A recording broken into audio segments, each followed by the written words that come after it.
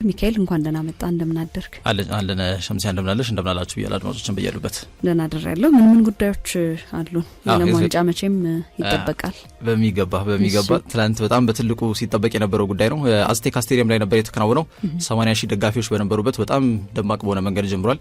ያው ዓለም ዋንጫ ሲባል ትልቅ ድግስ ከመሆኑ ጋር በተያያዘ ትላንትናም የነበረው መክፈቻ መርሃ ግብር በዛው ልክ የተጠበቀ ነበረ።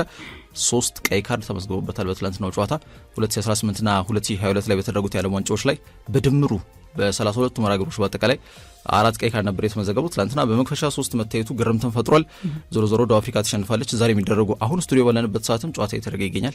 እነዚህ ጉዳዮች እናነሳሳለን። በአርማዶ ላይ ሀገር ውስጥ ደግሞ ትላንት የተሰጠ መግለጫ ነበረ ከአትሌቲክስ ፌዴሬሽን ጋር በተያያዘ ማለት ነው። ለመጀመሪያ ጊዜ የሚያከናውኑት የ10 ኪሎ ሜትር የጎዳና ላይ ሩጫ አለ ባህር ዳር ላይ የፊታችን እሁድ ይደረጋል። አላማው ምንድን ነው? ያው እንደ ስሙ ለመጀመሪያ ጊዜ ስለሆነ ይዘቱ ምን ይመስላል የሚሉትን ዝርዝር ነጥቦች ያው አቶ ማህሪ መግለጫ ሰጥተውበታል። እነሱን ጉዳዮች እናነሳለን።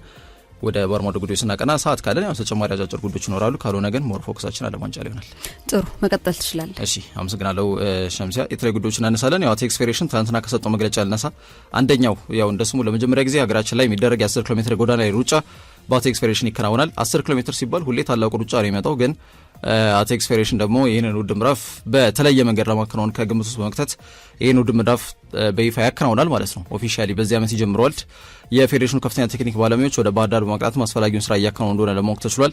የውድድሩ ዓላማ በዋናነት በተለይ ተተኪ አትሌቶችንና የውድድር ድል ለመፍጠር ነው። በቃ እነዚህ ሁለት ነገሮችን ዓላማ ያደረገው ስለሞን ለማወቅ ተችሏል።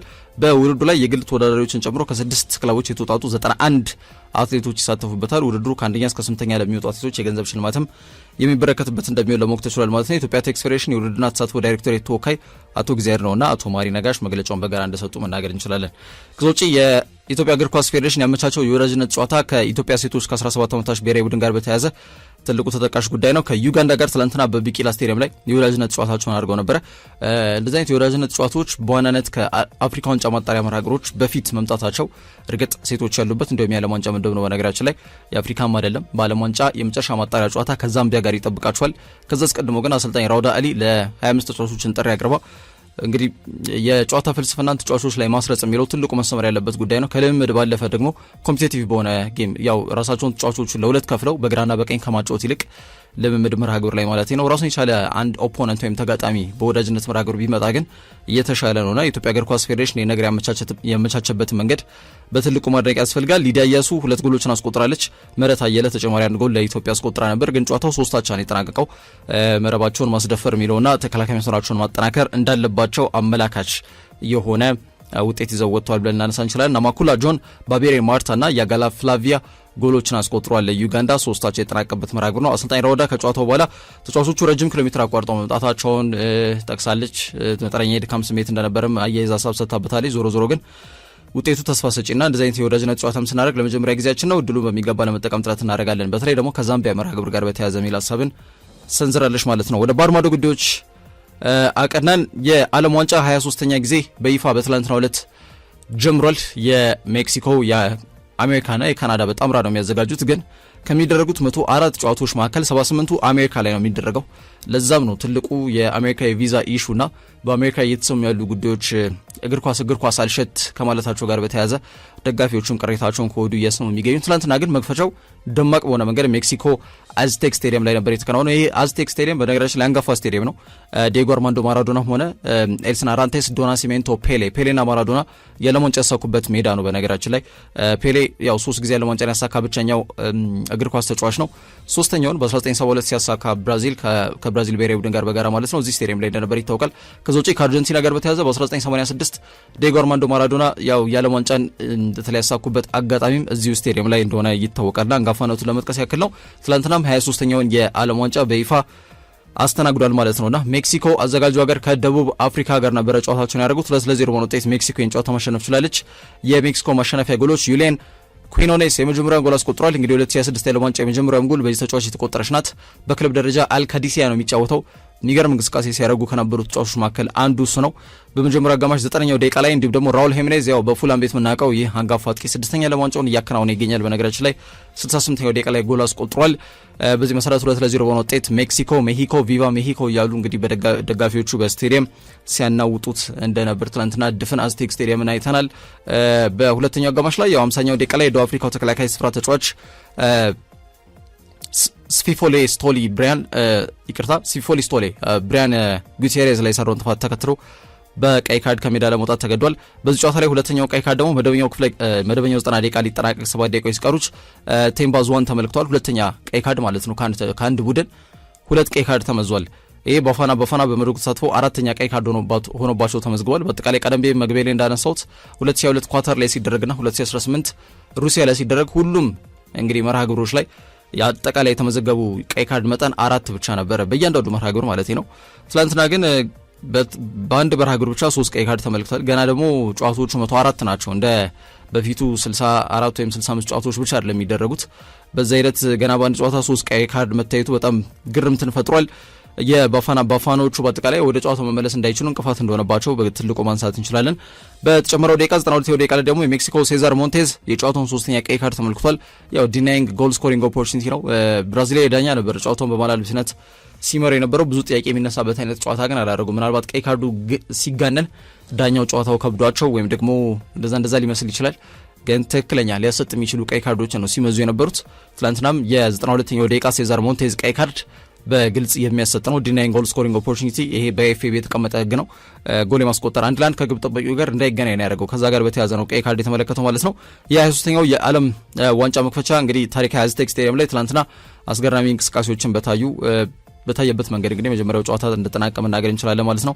ምድብ አንድን እንግዲህ ሜክሲኮ ከወዲሁ መምራት የቻለችበት አጋጣሚ ተፈጥሯል ማለት ነው። እዚህ ምድብ ላይ ቼኪያ ወይም ደግሞ ቼክ ሪፐብሊክና ደቡብ ኮሪያም ጨዋታቸውን እያደረጉ ይገኛሉ። አሁን ስቱዲዮ ባለንበት ሰዓት ላይ ይህ ጨዋታ እየተከናወነ ይገኛል።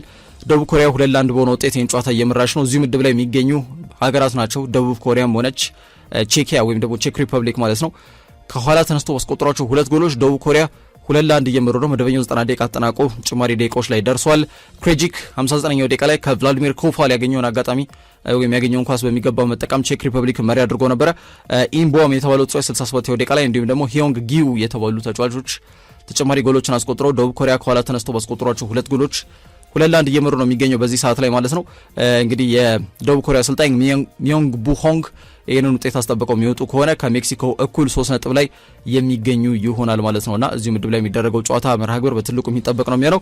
ዛሬ ምሽት 4 ሰዓት ካናዳ አንዷ ሌላው አዘጋጅ ሀገር ናት ከቦስኒያና ሄርዘጎቪና ጋር ምሽት 4 ሰዓት የሚያደርጉት መርሃ ግብር በዓለም ዋንጫ በትልቁ ተጠባቂ ስለመሆኑ መናገር እንችላለን። ወደ አጫጭር ጉዳዮች ለማቅናት ያክል ትላንትና ምሽት ከዝውውር ጉዳዮች ጋር በተያያዘ የተሰማው ትልቁ ጉዳይ ሪያል ማድሪድ ለበርናርዶ ሲልቫ ግልጽ ፕሮፖዛል መላካቸው ነው። ይህ ማለት ሪያል ማድሪድ ለበርናርዶ ሲልቫ ይፋ የዝውውር ጥያቄ አቅርበዋል። ሞሪኒዮ ዝውውሩ እንዲፈጸም ከፍተኛ ጫናም እያሳደሩ መሆናቸውን ስፖርትስ ኢሉስትሬትድ ትላንትና ማምሻውን ዘግቧል። ሎስ ብላንኮሶቹ 150 ሚሊየን ዩሮ አውጥተን እንደ ማይክል ኦሊስ አይነት የሻምፒየንስ ሊግ ካሊበር ጋላክቲክ የሆነ ተጫዋች እናስፈርማለን ያለው ፍሎሬንቲኖ ፔሬዝ ከተመረጠ በኋላ ወደ ነጻ ተጫዋች ለማስፈረም እየሄደ ያለበት ርቀት ትንሽ ቅንድብ ያሰቀለ ነው በማድሪዲስታን ቢሆንም ግን ያው የውድድር ዘመኑ ገና ዝውውር መስኮቱም አልተከፈተምና ማድሪድ በቀጣይ ደግሞ ማንን ያስፈርማል ቢለው ጉዳይ እንዲጠበቅ ያደርገዋል። እስካሁን ድረስ ኮናቴና ዴንዘል ደምፍሪስን አስፈርመዋል። አሁን ደግሞ በርናርዶ ሲልቫን በተለይ ደግሞ የባርሴሎና ታርጌቶችን እያሰሱ ጥያቄ እያቀረቡ ነው ሪያል ማድሪዶች። ከዚህ በፊት ያው ከተወሰኑ ቀናቶች በፊት 150 ሚሊዮን የተባለው ዩሮ ለዩሊያን አልቫሬዝ ቀርቦ ከአንዳንድ ጥያቄ ውድቅ እንደሆነ ይታወቃል በአትሌቲኮ ማድሪድ። ይህ ማለት ባርሴሎናዎች ካለባቸው ከፍተኛ የፋይናንስ ጫና ጋር በተያያዘ ይህንን ተጫዋች ለማስፈረም ቢያንስ 150ና ከዛ በላይ እንዲያወጡ ሪያል ማድሪዶች ያስገድዷቸዋል ማለት ነው። ባይጠቅማቸውም ግን ደግሞ ዋጋውን ከፍ አድርገውባቸዋል። ይህ በትልቁ መነጋገሪያ ርዕስ እንደነበር የሚታወቅ ጉዳይ ነው። አሁን ደግሞ በርናርዶ ሲልቫን እንግዲህ በነጻ ዝውውር ለማግኘት ጥረት እያደረጉ ነው የሚገኘው። በርናርዶም ፖርቹጋላዊ ነው፣ ጆዜም ፖርቹጋላዊ ነው። በርናርዶ እንግዲህ ከፔፕ ጋርዲዮላ ጋር ሰርቷል። ከኦብሰሲቭ ጂኒየስ የተለያየ አጨዋወት መንገድ ካላቸው 2 አሰልጣኞች ጋር ለመስራት ዝግጁ ነው የሚል ራሱን የቻለ ትልቅ ጥያቄም እንዲነሳበት እያደረገ ይገኛል። በነገራችን ላይ ጆዜ ሞሪኒዮ ይፋ በሆነ መንገድ አሰልጣኝ መሆናቸውን ትላንትና የ3 ዓመት ኮንትራክት በመፈረም ጸድቋል ማለት ነውና ጋዜጠኛ ሆዜ ፌሊክስ ዲያዝ እንዳመላክተው ከሆነ ሞሪኒዮ ወደ ክለቡ መምጣታቸው በፊት ማድሪድ ለሲልቫ የነበረው ፍላጎት ቀዝቃዛ ነበር። እሳቸው ከመጡ በኋላ ግን ይሄ ንግግር አክስለሬት አድርጓል ወይም በተቀላጠፈ ደረጃ እየተነጋገሩ እንደሚገኙ መናገር ያስፈልጋል። 63 ዓመት ላይ ነው የሚገኘው ደ ስፔሻል ዋን ጆዜ ሞሪኒዮ ከተከታታይ 2 ዓመት የዋንጫ ድርቅ በኋላ ክለቡን ወደ ስኬት የመመለስ ትልቅ የቤት ስራ ይኖርበታል።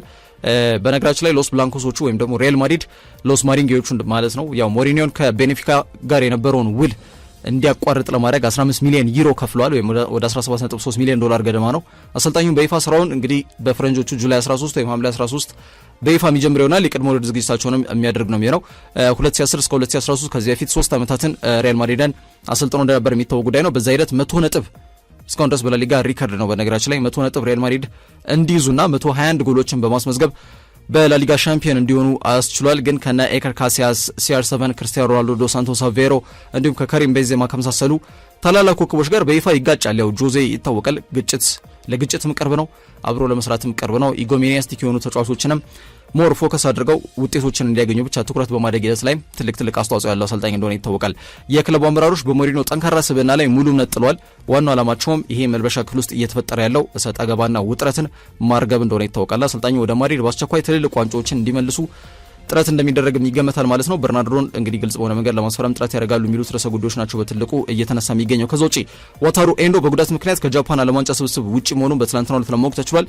የጃፓን ብሔራዊ ቡድን አምበልና የሊቨርፑል አማካኝ ዋታሩ ኤንዶ ባለፈው የካቲት ወር አጋጥሞት ከነበረው የእግር ጉዳት ወይም የፉት ሜታታርሳል እየተባለ ነው የሚጠራው የጉዳት ሙሉ ለሙሉ ማገገም አልቻለም። 2026 የዓለም ዋንጫ ላይም አይሳተፍም። ያንን ተከትሎ ራሱን ከብሔራዊ ቡድን አግሏል። ምክንያቱም 33 ዓመቱ ነው። ከ4 ዓመት በኋላ በዓለም ዋንጫ ላይ ብቁ ሆኖ አገሩን ያገለግላል ተብሎ ስለማይገመት በዚሁ ጫማውን ስለመስቀሉም እየተገለጸ ነው የሚገኘው። ይህ ተጫዋች በአንዶኒ ኢሬዮላ ስር የመጫወት እድል ያገኛል ራሱን የቻለ ትልቅ ጥያቄ ነውና ጉዳቱ አገርሽቶበታል። ከጃፓን ብሔራዊ ቡድን የዓለም ዋንጫ ጉዞ ትልቅ ዱብዳም እንደሚሆን ይገመታል። ዋታሩ ኤንዶ የጃፓን ብሔራዊ ቡድን አምበልም ጭምር እንደሆነ ይታወቃል ማለት ነው። በአጠቃላይ ከጃፓን ብሔራዊ ቡድን የወደፊት እንቅስቃሴ ጋር በተያያዘ ምን ይፈጠራል የሚታዩ ርዕሰ ጉዳዮች ይሆናሉ ማለት ነው። እዚህ ስቱዲዮ እያለን ደቡብ አፍሪካና ቼክ ጨዋታቸውን እያደረጉ ነው ብለን ነበር። 2-1 ነበር እዚህ ስቱዲዮ እስካለን ድረስ። አሁን ጨዋታው ተጠናቋል። በዛው መንገድ ማለት ነው ደቡብ ኮሪያ ከኋላ ተነስተው ባስቆጥሯቸው 2 ጎሎች 2-1 በሆነ ውጤት ይህን ጨዋታ ማሸነፍ የቻሉባቸው አጋጣሚዎች ተፈጥሯል ማለት ነው። ስለዚህ የሶኖንግሜን የሊካንጊን እንዲሁም የኪሚንጄ ቡድን 3 ነጥብ ይዟል ከአንድ ንጹህ ጎል ጋር ሜክሲኮን በመከተል ምድብ 1 ላይ 2 ያጃ ላይ ተቀምጠው ይገኛሉ። ምሽት 4 ሰዓት ደግሞ ዛሬ ካናዳና ቦስኒያ ሄርዘጎቪና ጨዋታቸውን በምድብ 2 የሚያከናውኑ ይሆናል ማለት ነው። ሸምሴ እሺ ሚካኤል፣ ለክፍል 1 ወቅታዊ ስፖርታዊ መረጃዎች ከልብ አመሰግናለሁ።